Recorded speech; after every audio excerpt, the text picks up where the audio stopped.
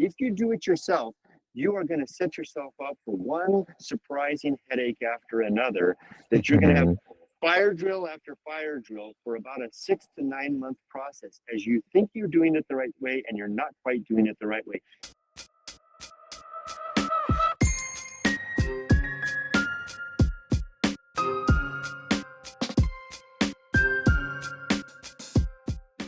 Welcome to the Buying a House in Japan podcast. Today we have a special guest. We have Kurt Bell with us for our first podcast of 2025. Welcome to the show, Kurt. How are you doing? Thank you so much. Happy New Year. Gentlemen. I know we've rescheduled this a couple of times. We tried to get you before you left to Japan, but where are you calling in from today? Literally, if folks are seeing this on the visual portion, I'm calling from the community park in Yada, a little town called Yada, which apparently is the Valley of Tea in Shizuoka City, Shizuoka Prefecture, central Japan. If I could look around the corner, there's a beautiful shot of Mount Fuji just right over there. Dang, okay. Kurt, we've been following you for, I feel like what feels like a year or so. I think you're one of our biggest super contributors on AkiyaMart, so thank you for that. We've been following your journey, but do you mind giving us a quick intro on yourself? And yeah, what's your brief story and what got you to Japan today? Sure, no problem. I'm Kurt Bell, aka Softy Papa on the interwebs. I'm a 60-year-old guy. I've been married to a Japanese woman, Yumiko, for going on 37 years now together. And we just, both of us hit 60. We're both boomers, born in 1964, the last year of the boomers. So we both retired this year. And so we have come, thank you. So this is our fifth transition between, I'm from California, Yumiko's from this very community right here where I'm standing. And in all those years together, we have moved 5 times between California and Japan, where I guess we're restless souls. Going back and forth, trying it out for various lengths of time, 2, 5, 10 years at a time. And when we reached about 2 years ago, when we finally realized we had reached the point that we could stop working, and our daughter, who's now 24, and she literally split her childhood between Japan and America. Her first 13 years were here, growing up here in Yada. And then when she finished junior high school, we said, let's make an American out of her. We drug her back to America. And she went through high school and finished college in America. And so when she finished, she was closing in on the end of her senior year in university in Cal State Fullerton in Los Angeles. She said, Mom and Dad, I think I've made up my mind. I'm going back to Japan. Japan is my home. And so my wife and I, we were facing down retirement. We said, heck, we'll come with you. So we all made this big plan, 2024, to make things overly dramatic. It was the year of the dragon. And my wife and I, born in 1964, are both dragons. Our daughter, born in 2000, is also a dragon. So we said, let's make a dragon year out of it for all of us. Let's go up into everything. We'll go to Japan and settle down. So now we just finished the process, like literally last week. Actually, we're finishing the process. It couldn't be better talking to the two of you because we're finishing it with the purchase of our Akiya, which we found by virtue of your services. So we're here. Our daughter is now settled in Tokyo. She's started her career in public relations. My wife is right down there living in an apartment with me. We're buying a house. And we just literally 15 minutes before this podcast started, we transferred the money from America to Japan to buy the house. Literally before I was coming to see you guys, Yumiko and I were huddled around the computer, pushing the button on the remittal service, she was looking at her bank account in Japan, money come over, and here we are. Now I'm talking to you. Whoa, hopefully that's a good introduction. Yeah, that was one hell of an introduction. We're thankful that we timed this at this timing. I got a ton of questions for you. I guess my first one, where did Softy Papa come from? I've seen that as your tagline, and I think people are asking that too. Where did that originate from? Real simple. When I came over in 2003, Emily, our daughter, was 3 years old at the time. I decided to become an antique dealer, and I started up an online antique shop. And Softy Papa was my handle on eBay, and it's simply my daughter's nickname is Softy, and I'm her papa. Wow! And so it grew onto YouTube, etc. During all those times going back and forth between the States and Japan, did you always live in Shizuoka, or did you live in different parts of Japan? So before my wife and I were married, my wife's family had a little bit of an issue with the fact that I wasn't Japanese. So I lived in Chiba, and then down in Osaka in Sakai. I also lived in Fukuroi here in Shizuoka Prefecture. They wouldn't even call me by my name. They called me America. When they finally realized that America wasn't going away, they agreed to meet me. And then after they realized that I was sticking around forever, this is Yada. You can see right behind me. This is Wow. Yada has been my home. I've been welcome here ever since. Beautiful, beautiful. And so when did you first come to Japan? Those 5 times, how did you get to Japan in the first place? So I got to Japan because by virtue of an accident. In my senior year in high school, I got a summer job coordinating for Japanese high school students coming to America for a summer. And when they were all done, they invited me to come to Japan the following year after I graduated. I did. I basically wandered around Japan. This was 1985. I wandered all around Japan with a backpack. You know, this is back in the days when Japan was like another planet, right? Because there was no internet. I mean, the foreigners were really a novelty thing. And I fell in love with the place, and it's just been a part of my life ever since. Amazing. Yeah, it's interesting. You've seen Japan in so many different segments throughout the past, 20, 30 years or so, right? Exactly. Yes, I have. Okay. So let's go on to, I got a ton of questions here. Let's go on to the house search. So Year of the Dragon, Sure. Your daughter is graduating. You guys have sat down and you're like, let's move back to Japan. Was it a pretty unanimous decision, or were you pushing for it? How did that come to fruition? That's a real good question. And guys, I'm going mobile right now because I want to get away from a jackhammer that started up. I can't resist the opportunity to show this to you. This plant right behind me, this is the original tea plant that first came. You know, Shizuoka is famous for tea, right? Oh, yeah. This is the first plant that came to Shizuoka for tea. It just happens to be walking right past it. It's even got a little monument right here for it. It's still alive? They kept it alive all these years? I don't know how they did it, but you can see they've got it marked off here. They got a barrier around it. We're right next to the prefectural museum. So they planted that there. I don't know the history beyond that.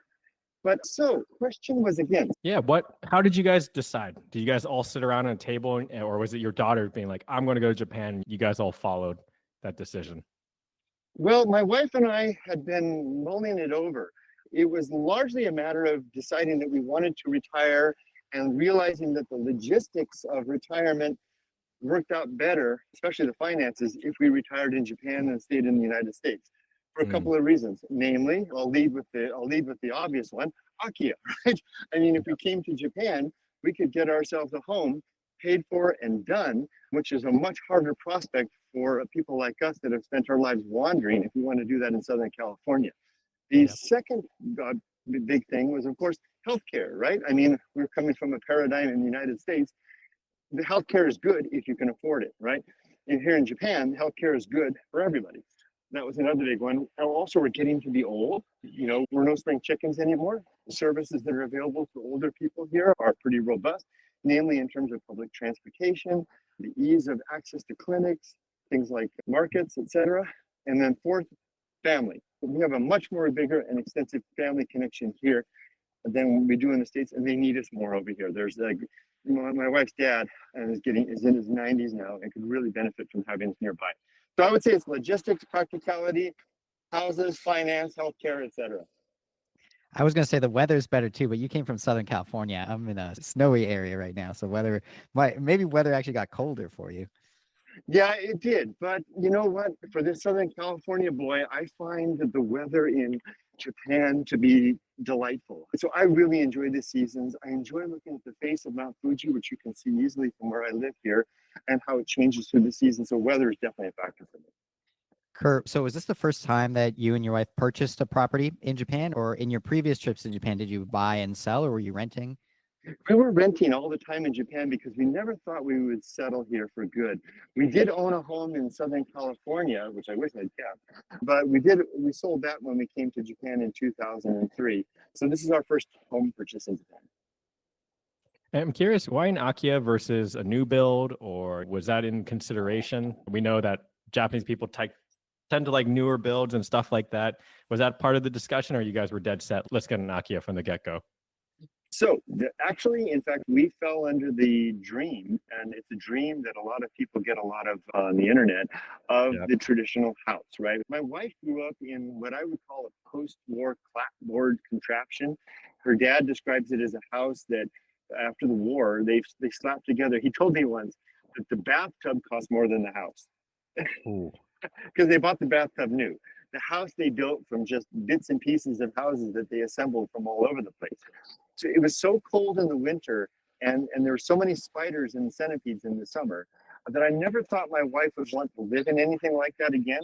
Yet as motherhood came to an end, or the active time of motherhood, and we thought about coming back to Japan, the romance of that really began to appeal to her. Now I thought, if that wins her over, someone that lived in one of these houses all of her life and grew up in it, then she's got me won over, because I've loved them from the beginning. So what happened? So we weren't considering the new build from the start because we wanted the romance of the old stuff. What also happened was our experience confirmed the criticisms that so many people offer those who go after the romance of the old kominka, is that it's going to be a headache once you get it. We found a beautiful machiya house here in Shimizu. Shimizu is the next town over from Shizuoka. It's just about 15 minutes away. Found a beautiful machiya traditional townhouse. If your listeners aren't familiar, think of them as the old style along the Ginza area of a community, where you would have the residence and the business in one building, and they're all squished together, long and narrow, beautiful wooden beams, beautiful architecture, all the nice touches. And we were this close to buying it thanks to you guys, right? We were almost, because it was AkiyaMart. That's how we found it. I created this list. If you want to ask about it, I created this list, and I was on AkiyaMart like daily for 6 months, first part of 2024. Anyway, and I had the spreadsheet, and I would put in all the variables, and the properties would float to the top. This machiya floated to the top, and we were this close to buying it until we did the house inspection. Oh. Then we had an architect come in, and he did a proper house inspection. It wasn't that expensive. It was only about $500. And he revealed to us two major things. One, he revealed the whole house is tilted 5 degrees. And you guys know we're in for a big earthquake, right? Mm-hmm. Yep. And so the second thing he noted was, and we knew this, was that the foundation, we knew that it was just the posts on the rocks, right? And my wife and I talked about it. She said, well, we're old, what do we got to lose? And then my wife said, yeah, but what if our grandkids are staying over, right? So we got an estimate from the architect to redo everything. And it turned out it was much more expensive just to fix these problems than to even buy the place. So that broke us of our kominka dream, right? Yeah. Okay. And then I researched the building codes of Japan all the way back to the war, and I discovered what years the major building code changes occurred, and that linked us with 1981. In 1981, there was a big code that occurred change, and any house built after 1981 was going to have the proper foundation along the bottom. So I went into AkiyaMart and I tuned the variables down and started looking for houses that were built within that range. So I'm sorry I'm being kind of long-winded, but hopefully that answers your question. No, awesome. And I think this is really appropriate timing. Joey and I have been talking as well of like, Joey, what was the stat? Yeah, I've been digging into the earthquake codes actually very recently too. So good timing. Yeah, definitely 1981. And then in 2000, they came out with the seismic grades as well. So the 1981 law is equivalent to the seismic grade 1. And then they also have 2 for like schools and stuff, and 3 for hospitals, etc. But yeah, the stat that Taki was referring to that got me started down this path is I was wondering, like, how dangerous is it to live in one of these pre-1981 homes? Like, what is the risk of it collapsing on me? And there were a lot of articles out there reference the Kumamoto earthquakes in 2016, when there were 2 magnitude 7 earthquakes like within 1 hour from each other. So it was a double magnitude 7 earthquake, but 30% of homes in that affected area collapsed that were pre-1981 built. So it is a real risk. And Kurt, I guess about the kominka, I romanticize too about buying a machiya or kominka. I think just the wood beams and the way it's constructed is so unique. I'm curious, like from a price point, what was the initial price and what was the quoted price to fix stuff, if you don't mind sharing? I don't mind sharing. So the price for the house, it was an astonishing, for 4.8 million. Okay. Now, this was, I say astonishing given the location. So Yumiko and I'm a IT project manager by trade. I know you guys are IT background. And in the IT and project management world, you get 3 things. You get time, quality, or budget, right? Yep. Choose 2, right? Choose 2, right. So for us, we were using AkiyaMart. I had developed a map of the Shizuoka area where I could reasonably realize we could, within our budget, because our budget was 10 million yen. That's what our purchase budget was. And then we had a renovation budget on top of that.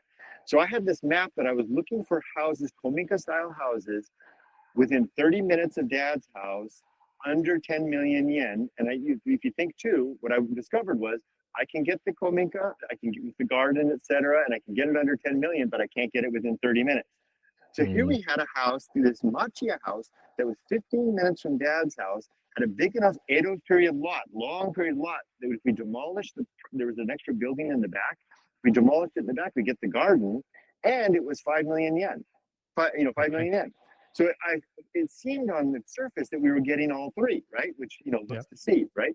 So they actually offered, if we would take the goods, they offered to knock another million off. So that would have brought it to 3.8 million, right? And we're coming over to Japan with no furniture. And it was really nice furniture. It's not one of these dumps that's just got like a hoarder's house. This was well-maintained, beautiful, tansu, all over the place, really nice. It was a tatami maker workshop. Oh, wow. So anyway, to get to the point, so it was 4.8 million, dropped down to 3.8 million. My wife and I are rubbing our hands together, going, "This is great. This is going to leave us lots of money in the budget to knock the house in the back and do the renovations." The cost to do the earthquake retrofit was 6 million. Wow. Okay.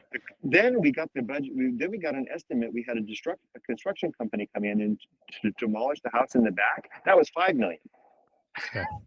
Okay. So now we're above. Now we're approaching 15 million yen, right? Wow. For listeners kind of doing the conversions, about 3.8 million yen is close to what, $25,000. And then your total budget was what, closer to 60,000 US? Does that sound roughly right? Right. For the purchase, not for the renovation, right? Okay. Got it. Wow. Yeah. It's really such an interesting that is a dying population that can do the retrofitting on these Machiyas too. So I'm curious if that price is going to keep going up to do work on them. But something I think all of us romanticize buying one, renovating it, making it a nice like ryokan or Airbnb or modern spot. But maybe your second property, right? Is that still in the cards, you think? Maybe not. I can definitely say that the experience disabused both of us of the dream. And what we realized, and the first thing when we found the house that we're buying right now, and I'd love to tell you guys about it if you're curious. But when we found the house, the first thing I did when we went over and looked at it was I looked at the foundation, because it had trained me. The experience with the Machiya house, with the old style house, had trained me. Okay, these are the things that are going to get us, right? And I knew it was built in 1983, so I knew it was up to the 81 standards. I can't tell you the peace of mind that I had with that. And then as I'm touring through the house, I'm no longer looking for things like classic wood beam architecture. I'm looking at things like, do the walls look like they're sound? Do the windows look like they need to be replaced? What's the state of the kitchen, etc. So the whole experience of doing the Kominka search kind of woke me up to the thing that a lot of the cynics had been saying all along. And I realized, yeah, the cynics have got a point, actually. I guess I really need to take that into consideration. And in the end, we didn't get the Kominka. However, to answer your question, could that be in the cards? If you ask my wife, she would say, heck no. If you ask me, I'd say, why not? Because part of my reputation as Softy Papa is that I do adventures in the deep mountains here in the Japan Southern Alps. And I know a lot of villages out there that are empty. And I remember one incident that a farmer I met at a beautiful home, and I was talking to him in my broken Japanese and telling him how much I thought the home and the farm was beautiful. And he said, would you like to buy it? And I said, how much? And he said, how about a basket of summer vegetables? Whoa, really? Yeah. So, Oh hey, so who knows? Maybe I'll have a basket of summer vegetables ready someday. One basket. Okay. Yeah. The return of Softy Papa. Exactly. Before we talk about your new property, I want to take a deep dive on your desert journey here. So Sure. I was following along. What prompted Yumiko to move over first to Japan? And I know you spent some time venturing out in California, right? Right. So that is a little of a story on its own. So we had, like I said, we have made the move 5 times. And we always have a strategy when we do this. We send over one of us first, whichever country we're switching to, we send over the native to that country over first to soften the ground, right? I noticed that with this trip here, your wife, when one of the dogs went first. That's right. And when we came back to America in 2014, I came over first to America to do the exact same thing. So we send the native over first.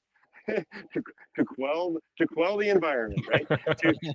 And they're basically what they're doing is they're establishing a beachhead, right? They're finding a job, finding a place to live, getting the furniture in place, getting. In my case, when I went over first, 14 months ahead of my family in 2014, I was starting up the process for my wife's green card. I was consulting with attorneys to get all that process. Also, when I went over in 2014, I was starting my IT career after a 10-year break, and I was a little bit worried I wasn't going to have what it takes. So I didn't want to bring the whole family over just in case I failed, and then we're all stuck in America, right? So I came over first to get a year under my belt to make sure that they were going to keep me around before I brought them over. So we just did the same thing. We sent Yumiko over first. She retired from her position. She was a senior administrator for a Japanese restaurant chain called Yukaku. Their yakiniku thing in the North American headquarters. Anyway, so she quit her job and then she came over, found us an apartment, bought us a car, and started reaching out and connected with a realtor. So I would do AkiyaMart over on the America side, and I would say, hey, look at this property. And then she found a realtor over here to connect with, and that realtor would then show us those properties. So that's why she went first. And as for the desert, was kind of, as long as I was going to live, we were living in Huntington Beach, California, Southern California, which is kind of an expensive place. And I thought, as long as I'm alone, my wife and daughter are gone, why don't the dogs and I just get a little Airbnb tiny house in the middle of the Anza Borrego Desert, and because I work remote, and just hold out up there until it's my time to go. Wow. I know we could talk a lot about your desert adventure. I followed a lot of like from fires to whatever, but give me one or two highlights from the desert isolation when you're out there. Well, the desert isolation, I would say it wasn't as much of anything revelatory of anything new, because during the 14 months that I was alone for 6 months while my wife and daughter came to Japan, and when I went to America, I was alone for 14 months, preparing the soil for them to come over. And while I was alone for that time, I had done the same thing. I was living in the LA area, but every weekend I would go out into the deep Mojave Desert and go solo adventuring by myself. And that's when I wrote the book, Going Alone. That's why I say it's not a book for everybody. It's a book for people that are interested in the madness that comes with the deep desert solitude, you know? And so when I had the 6 months alone after the family left, it was like a gentle return to that. But because I had already done the 14 months of craziness, it was nothing new. Okay. Interesting. And so how did you bring your dogs over? Like, what was that process? We do have a couple folks who are looking at relocating. I know moving animals to Japan is maybe not the easiest, or what was that process like? Yes, I'm happy to talk about this, but let me ask you first, how is the audio? Am I sounding pretty good? I think I've got a good spot here. You're sounding good. Great. Okay, so let's talk dogs. Okay, now, probably the most important thing in this whole process for me was to make sure that we didn't wind up in a situation where, for some reason or another, our dogs wound up in quarantine, either in Japan or America, or the timing worked out in such a way that the whole family's on one side of the Pacific and one of the dogs or both of them are on the other side, right? I wanted to make sure. I'm an old guy and I'm very sentimental, and I wanted the impact on the dogs to be minimal. So when we first started this process, I started looking into the rules and procedures to bring dogs over to Japan. The main thing Japan is concerned about is rabies. Being an island nation, they don't want rabies in the country. And I realized that if you can thread the needle of ensuring that rabies vaccinations and certifications are good, you're 90% of the way there. Okay. And lots of people, if you go on the internet and talk, and I got a lot of flack for this, they will tell you you can do this yourself. You don't need help to do this. I decided to not do it myself because I didn't want to make a mistake. So I chose the easy way out, which is to find a professional pet shipper that was experienced in bringing dogs from the United States to Japan to guide me through the process. And I've received a lot of flack from that because it's very expensive and a lot of people say it's unnecessary. But for me, the peace of mind that I gained, it was well worth it. Still, I can speak to the process because I documented the process and it's all still in my head. And basically, if you're willing to do it, it's all about first finding the proper type of vet. And I'm talking specifically about from the United States. So for your viewers that are coming from Canada or elsewhere, it's the same concept, but you'll have to apply your own terminology or et cetera to wherever you live. So speaking from the US context, you need to find a US USDA certified vet Their technology has to be hooked up such to the Department of Agriculture that they can do electronic transmissions back and forth and documentation. That's going to become really important at the end when you get down to the last week before departure. So a lot of people, when they start off, they don't know that, right? So they start off with the wrong kind of vet. And if you have the wrong kind of vet, the vet thinks they're doing the right thing. They're giving the vaccine, rabies vaccine, vaccinations, they're signing the documents, but they're not doing it the right way. For example, the rabies vaccination documents need to be written in blue ink. A lot of vets from the American Blue ink? Not right. not black, blue. It can't be black. It can't be black. Professional pet shippers, do they, if you just want to go with the easy mode option, do they handle all this? Or are you describing something that even if you go with the professionals, you still have to do all this yourself?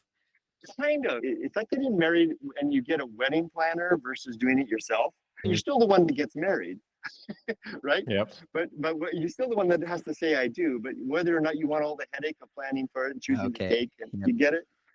So to kind of make a long story short, I'm going to just set the stage. If you do it yourself, you are going to set yourself up for one surprising headache after another that you're going to have fire drill after fire drill for about a 6 to 9 month process. As you think you're doing it the right way and you're not quite doing it the right way, you'll get there. If you're reasonable amount of due diligence, you'll get there. But the cost and stress and pain along the way, I think, is not worth the cost of simply hiring a professional to help you get there. Yep. I mean, it sounds like buying a house in Japan too. I was just gonna say, like, you can do it yourself, but I'm like, our first house, Ziv helped us, and I do believe going with the professional with many things in Japan is the right way. May I? Is it okay if I plug the pet shipper that we use? Yeah, Sure. absolutely. Okay, Starwood Pet Shippers. I'll just repeat the name: Starwood Pet Shippers. The contact there, Ryan. She's the head of the pet person that we worked with. She was our contact. Ryan, Daryl, Josh, and I think it's Tatsuya on the Japan side. They were our team. I mean, you can just imagine that, guys. We had a team. We had guys at the airport, both LAX and Narita, doing all of the interface with the customs officials. These are guys that could go through into the customs area. That's all they do all day long. And they know those guys on a first name basis, right? And everything went perfectly. They kept us on track. Now it's expensive, really expensive. So that's the downside. So be prepared, budget for it. Okay. What's Starwood Enterprises. Starwood Pet Shippers. Pet shippers. Yep. all there right, you go. Kurt? The question here, rough ballpark. If I have a dog, I want to move to Japan. Want to kind of easy mode it. Is it a $10,000 kind of fee, you think, or Ours is a little more complex because we had 2 dogs, so they needed to divide everything by 2, and we added an additional complexity. The complexity was that after my wife, we got 2 dogs, Rudy and Ollie. Ollie is my wife's dog, Rudy is my dog. Ollie suffered serious depression after my wife left. And so about 2 months in of this dog just being so depressed, we elected to send him over first, which basically they doubled part of the fees, right? Because that means you got to have 2 D-days, right? 2 operational events where you've got people on both, right? So it didn't exactly double it, but it nearly doubled it. So altogether, to get the dogs from one side to the other, all in $14,000. Okay, got it. Appreciate the transparency. I know other people are going to think the same thing, especially after you mentioned it. And everything moving to Japan is not as easy as it seems. There's a lot of steps, and I feel very similar. You know, when we were buying our house or just opening a bank account, like it's set up for failure over and over. Letting the professionals handle, I think, is kind of the way to go. If you have the Can I add one more thing? of course. Starwood, the thing that made me choose them. So I'm a due diligence kind of guy. Like I said, I'm a project manager. I'm all about contingencies and options. When I started looking at pet shippers, I came up with a spreadsheet and a list of various pet shippers to choose from. And I got the quotes from them. And I couldn't figure out why Starwood was so much more expensive than everybody else. Then I realized it, because Starwood was the only one that was showing me the true total cost. Everyone else was hiding the costs that would come up incidentally along the way. I chose them because they gave me the rock bottom price from the beginning, and they weren't even throwing shade on the others. They weren't like saying, here's the cost that we're giving, the others aren't giving you the full cost. They said, here's the cost. And then when I looked into it, I realized, oh, you guys are giving me the real deal. That's why I chose them. Sorry, just to be clear, was the price you gave us, was that for the 2 dogs, or had you already divided it in half? Thank you for the clarifying. That was total for 2 dogs. So I would say if you just have 1 dog you want to ship, if you use Starwood and you're going to go from America to Japan, expect to fork out somewhere around $5,000 total per dog. Okay. And how are the dogs doing? How is the transition there? Japan, do you notice a difference between the US and Japan? I noticed that they both went from going woof to wan within a short period of time. So the trip over was devastating, as you can imagine. I've got photographs of putting them in the crates and handing them over to the pet shipper. And I mean, gosh, I want to tear up. It was the hardest thing I'd ever done, knowing that they were going to then spend half a day en route in a scary place in a crate, right? But after the reunion on the other side, both dogs are fine. They're 100%. And Ollie, the black dog, my wife's dog, he's happier than he's ever been in his whole life to be with his mama again. Okay. All right. So you successfully moved the dogs over, you moved the entire family over. Let's talk about the house search on the ground. Tell us about, how did you find this place you've landed? I was really eager to talk about this with you because in a way, this speaks to how your service, AkiyaMart, can be used in a way as an entry point into the local market. As you guys know, because you guys have bought homes and you're familiar, obviously you're familiar with the Japan real estate market. The real estate market here is very insular, especially in a particular community. It's a very insular community. The realtors typically all know one another. A lot of the properties, and you've probably heard this maybe even from Ziv, and you guys know it yourself, a lot of properties don't even surface onto the real estate network. They get transactioned around the community, right? That's what happened to us. So the process began with AkiyaMart. That was me. In every spare moment that I have, I had come up with my search criteria on AkiyaMart, and I would zoom in on Shizuoka area. And I was looking, as you guys probably know on your website, I was looking for those new little dots to appear, right? And in the area there. Oh, there's one right there. And I'd zoom in on it and have a look at that. And by the way, I don't know which of you did it, but when you set up that feature, when you hover over the property on the right, how it pops up, the lights up on the thing. Brilliant, guys. Was that you, Joseph? I did it, but it was Take's idea. All right, combo. I was going to send you guys an email and I didn't, but that was brilliant because you saved me so much time hunting. So back to the stories. I would find the properties, and then on AkiyaMart, it then has a link to the actual real estate listing, right? So then I would go to the actual real estate listing, send that link because that's Japanese, and send it to my wife. She's Japanese. She would then reach out to the realtor. Now, what happened was the very first place that we looked at, we really hit it off with the realtor. He's a really great guy. In fact, he was so great. You guys are going to be amazed at this. We told him about a community that we wanted to live in, a property that wasn't even on the market that we were hoping to buy, but we couldn't find the owner. He went to that village 5 times on his own and just 5 times circulated around the community, getting to know people in the very Japanese way until he was able to find the owner, contact the owner, find out if they wanted to sell it. It turns out the owner lives in Tokyo. They're planning to retire. They're going to come back and take it. When he did that, we knew he was our guy, right? All right. And he doesn't know this yet, but he's going to get a really nice bonus when we're all done with our current purchase. He's a great guy. Anyway, I've given you the 2 of the 3 steps. The first step was start with AkiyaMart, find the properties that you want. If you're lucky enough that you've got a Japan liaison on the ground here, like you've got like my wife, send the information to them. They'll contact the realtor. They'll get us showing. So that's what happens. We saw 3 houses that I had found on AkiyaMart and looked at them. We were this close to buying the Machiya house. But then when we got the information about the cost to do the retrofit and all the earthquake proof, we were on the fence. Here's what happened. By then, that took about 3 months, 4 months for that to happen, to get to that process. By then, the whole real estate network in this community knew about the foreign guy in America and his Japanese wife looking for a house, and they knew what we were after. And furthermore, get this, they knew that we had been kind of turned off by the Kominka dream. And so can you imagine, you've got this whole community of real estate agents that are communicating with each other. They know that we're on the radar. They know what we want. They know what our budget is. And what happened was this house that's just over here popped up on the market. Now, this area that we're in right here called Yada, my wife calls it kind of like the Roppongi Hills of Shizuoka. The art museum right up here, the university is right over here. It's a really exclusive area to live. We never thought we would be able to live here, never. And this just happens to be where my wife's family lives. They've been here since like the Edo period. So so Roppongi Hills of Shizuoka grew up around them, right? Okay. So they were farmers here. They had all this land. So what happened was we never thought we would live in this community. This house, 5 minutes from walk from Dad's place, popped up on the market in this neighborhood. But that network that I told you about, they knew about us. They reached out to our man and said, hey, there's this house that just popped up. Don't you have that foreign guy and his wife that are looking? This seems to meet all their criteria. Built in 1983. It's in their budget, yada, yada, yada. Our guy called us up. He said, you want to come over and look at it now? We came over, we looked at it. We literally walked from Dad's house, 5 minutes up to the house.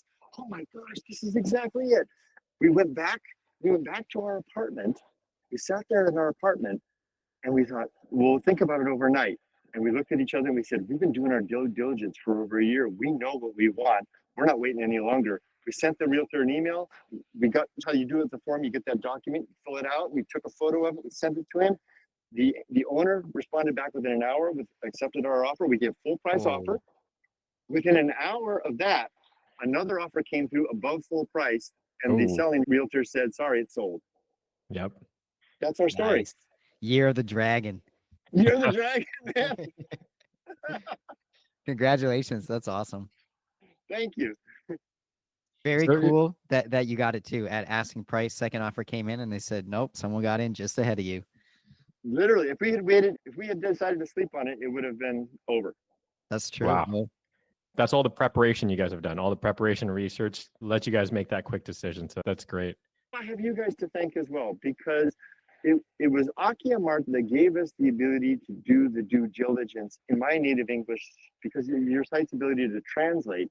I was able to know more about it. Before AkiyaMart, I was researching, but I would have to go to the Japanese sites, which are very haphazard, right? Totally. And it would add a lot of time to every search, and I couldn't nail things down. I knew because of your website what was available and what to expect, and that this house in this area at that price was a bullseye and not to be waited on. Right on. It really does help you. I feel like me and Taki, we've looked at so many properties now. We've got a feel for what's there, and you know when something special comes up. Exactly. Yeah, exactly. And thank you guys for that. I mean, it really is an amazing service. And just to let you know, I mean, even though we're done with our house search, I plan to keep the service just because it's so much fun, you know? Right on. I enjoy popping in there and looking at it and seeing. It's become a habit, a part of my routine. Thank you for being a power user. We've been talking about getting people to curate maybe collections and lists. We have categories. We might be reaching out to you soon, maybe to make a Softy Papa curated list for our homepage. You know, I don't know if you guys are aware, but I have, back in my YouTube days, I had a channel and a brand called A Band in Japan. And I used to go out into all over Shizuoka. Basically, this is before the Akiya craze. And I would find these places and I would just make videos about them. So I do have an Abandoned Japan playlist on my channel. I was thinking that maybe I should use AkiyaMart, the map, to target some of these places and respectfully from a distance, just walk past them, take a couple of photos and talk about them and make videos.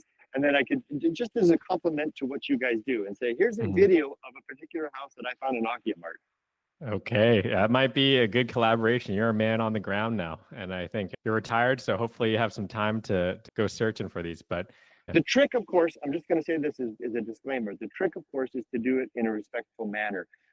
Always my concern is to make sure that I never want to be that foreigner that's poking around a neighborhood, making the locals feel uncomfortable. And it's a tricky thing. It was a tricky thing to do a decade ago, and it's an even more challenging thing to do now. Yep, I think that's so important that you highlight that. And, you know, coming back and forth to Japan, you're well versed in the Japanese culture of being respectful and being private with neighbors. But Kurt, I have more questions about the house. I'm really interested in it. So give me the specs there. When was it built? How big is it? What did you end up closing at price-wise on it? Sure. So it's a 1983 build, 4-bedroom. There is no washitsu, no Japanese room. It's all Western style room. It's 15 minutes or less than that to 2 train stations. It's right next to the river, but it's not in danger of flood. The river is flood controlled. It's a beautiful bamboo forest about it, and it's got farmland. It's got rice fields on 2 sides. It's got a bamboo forest on the 3rd side, and then 1 house on the other side. And here's the interesting thing. The bamboo forest side of the house is extensive. It's like that piece of land is like big enough for like 2 additional houses, and it's owned by the prefecture. Oh, And so we've already talked to our realtor, and he thinks that he can negotiate with the prefecture to sell the land to us. The reason it hasn't been developed is that it's all along the river. There's no road access to it. There's just a little dirt road to it. That's why it hasn't been gobbled up and all the land building that's happened in the 30 years. Because it's useless land. So we think we might be able to buy it, your viewers might find this interesting. A lot of the Japanese prefectures we discovered will either sell you the land or they'll lease it to you, long-term, 10 or 20-year leases. And so we think we're going to try to either buy it or lease it. So what we'll have in the end is we'll have a house with rice fields on one side, one neighbor on the other side, and an enormous urban garden facing the river on the other side. 5 minutes walk from Dad's house, 15 minutes from the train, grocery store is 10 minutes away, et cetera, et cetera. sounds romantic. I'm looking at the Yada area on the map right now. It looks beautiful. Is it the Yoshida River? I see the university. That's the Yoshida River. Exactly. And the art museum.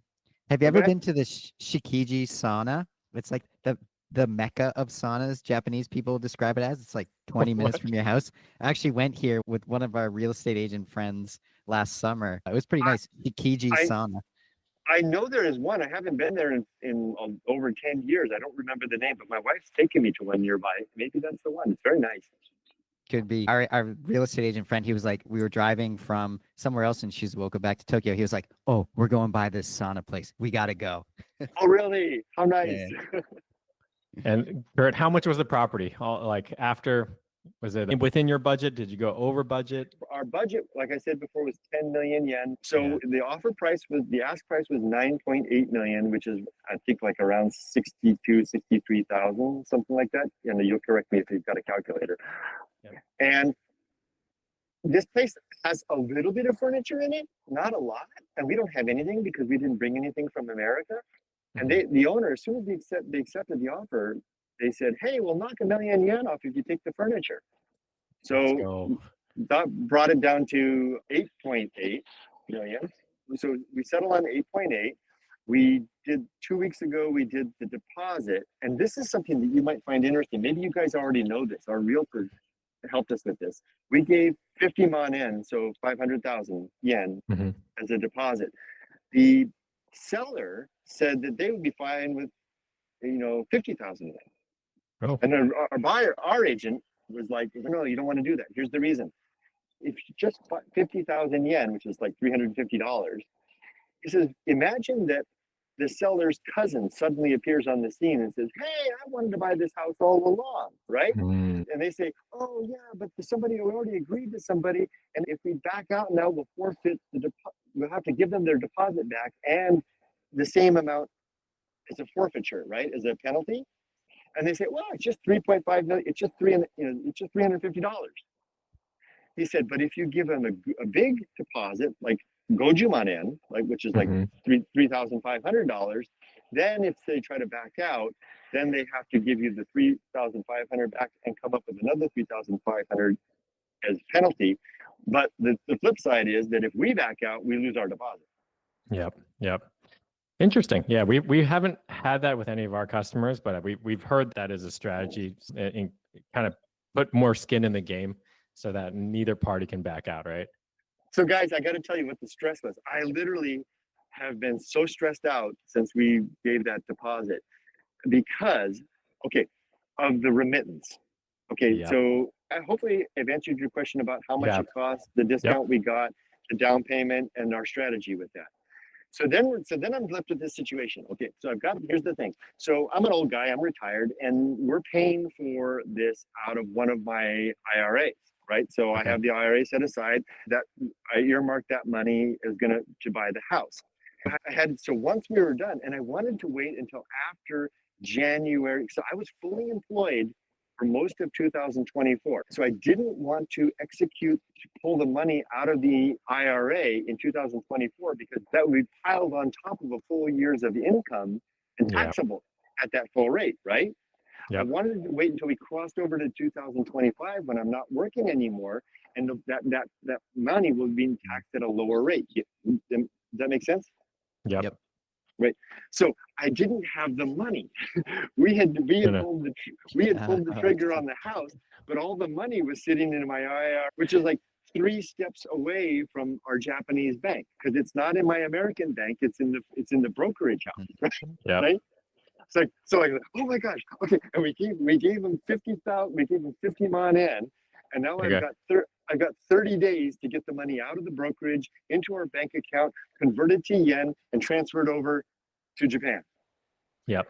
So I waited. So New Year's Eve was hell for me because I knew that the next day, or actually New Year's Eve was like a Saturday, so I had to wait until the Monday to do the transaction. So that went no problem. So I got the money. I'm sorry, guys, if I'm giving you more information than necessary. No, this is awesome. So I as soon as it was New Year's Day, and I had to make sure it was New Year's Day in America, right?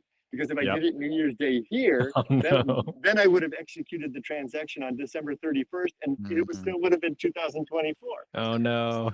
So no drinking for me on New Year's Eve. Okay. So as soon as I knew it was New Year's in America, all the way to Hawaii, I then executed the transaction, pulled all of the money out of the brokerage, and once I saw it was there, I then transmitted it into my bank account. Now the thing is, since it was a big amount of money, it took like 5 days. So the money disappeared from my brokerage, never didn't show up in my bank account. And I'm like, where the hell is, excuse my language, Oh, no. where is it? Where is it, right? Then it Yeah. showed up 2 days later, but it showed up as pending. Then it took another 3 days for it to show as green. That was last night. It showed up finally as green available. So my wife and I had this date, and the timing couldn't have been better. After breakfast this morning, we sat down together side by side like the 2 dating teenage couples on the iPhone, and we moved it from the bank account into Wise. And guys, this might be interesting to your users because Wise only recently upped their limit, so you can now transfer over 1 million yen. And I had practiced that because we had bought a car. So then we brought the money over from the bank into Wise. Yay, there we go. Okay, it's in Wise now. Then and then it executed the conversion, which celebration, it was at 158 point whatever 006. Great timing. Yep. This couldn't be better. Now it's in yen. And then we sat there and then we executed it to send it to our bank in Japan. And my wife's on her phone looking at her bank account. We're sitting there together sipping our coffee, and I'm going, I'm meeting Taki and Joseph in 20 minutes. and just as I was walking out the door, she says, it's here. And then that's why I'm so giddy right now. Wow. Congratulations again. Congratulations. Year of the Snake is off to a strong start for you here. There you go.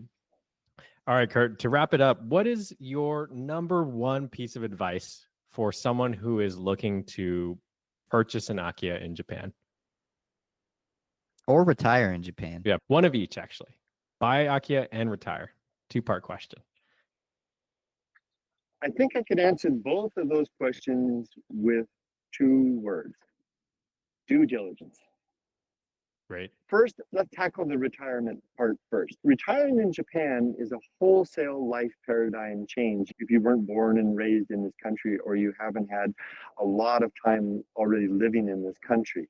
I'm not one of those guys that's booing from the armchair saying, oh, that dream sucks, you can't possibly do it, it's not like you think. I've never been one of those guys.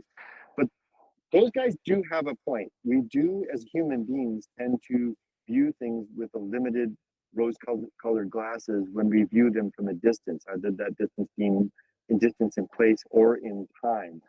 Even for those of us that have spent a long time living in Japan, like myself, I had to ask myself, why is it that I didn't stay there permanently in the first place? Because I did not want to live here when I left in 2014. That's a whole other story. And I had to ask myself, have I overcome those issues, or at least have I gotten to a point that I'm reconciled to whatever those issues were, that I can live with them if I go back to Japan? For those that have never had the chance to live in Japan, then the due diligence to figure out if it really is a place that you can live really needs to be tackled up front. And that's a long and complicated process if you've never lived here yourself, or if you don't have connections that will help to enable that. So take your time to think about it. For myself, having already spent 15 years of my life living here, that meant about 2 years of careful consideration as I closed in on the end of my career about where I wanted to live. And even then, I wasn't completely sure that I had made the right decision. So that's that. As for a house, it's the same thing. There's a lot of vision and a lot of dream, and a lot of us come from places where home ownership is one size fits all. It's either in Southern California, For the most part, you're looking at either an apartment, condominium, or a tract home. In Japan, there's an allure of a lot of variety and a lot of things that we're not even aware of. Again, using the paradigm of, if you'll reuse that word, but it is the right word, the paradigm of the United States and Southern California. We have a particular culture there. And in Japan, you can look at the various different types of housing scenarios, but a lot of people don't see past, and I'm one of them, don't see past the allure of the initial gloss of the vision, and then the deeper context of the community and culture. Like coming back now here to Yada, I'm realizing that if we had picked that komenka that we were after, one of the things that Yumiko and I were going to have to face down is the fact that we don't belong there. That's not our community. That's not where we have our connections and roots. Like I said here, every third house is my wife's cousins and family, and that's a bare burden and a weight on its own. But so to wrap it up, consider for both the house and the culture, is the culture someplace that you want to live? Are you really in a place in life where that's going to work for you? And with the house, have you really explored all that's involved in taking up either that particular type of property or living in that type of community and facing down the responsibilities that are incumbent in all of it? That's it.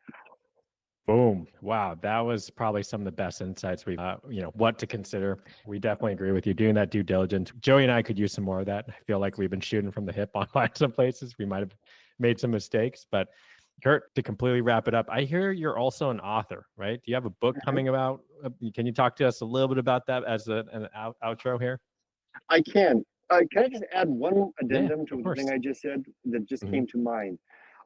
Seeing a place in a house for yourself versus seeing it on the internet makes a world of difference. I can't tell you how many times both my daughter and my wife did the groundwork here. I would send them a link, and then they would go to that place, and they would say, "Kurt, it looks great, but there's these things that you didn't see, that you couldn't see." Right? And that's not the fault of any online service. That's certainly not the fault of AkiyaMart.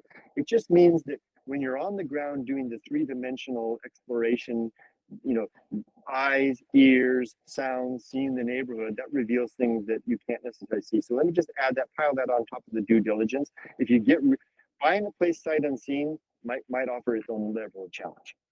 Absolutely. Now, back to the point about the question. Thank you for asking. That's right. Yes, my favorite book that I've written, if I can have some, is Going Alone, which we mentioned about the desert, which was my barbaric yelp after 14 months of going alone into the deep Mojave Desert and facing down the emptiness of the world. And it was the thing that I wrote in my mid-50s as I was facing down the end of midlife and the onset of old age. And maybe it was my version of a midlife crisis that I resolved by writing a book.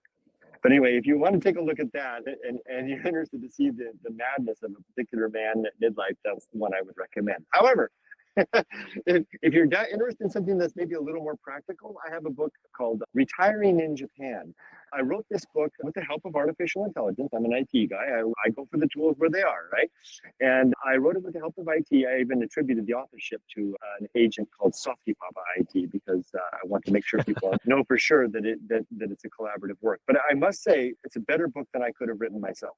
Anyway, when I set off on this road to retire and come to Japan, I realized that Yumiko and I were embarking on a journey that might be of interest to others, and that there would be a lot that would happen along the way that if I would just take notes and document it, that might be of interest to others. And that's exactly what I did. And this book basically is chapter by chapter coverage of how we handled the visa process for me, the process of buying a home, the process of getting settled, the process of making decisions about what to take, what not to take, the very important process of bringing dogs overseas. I've got all the details in there.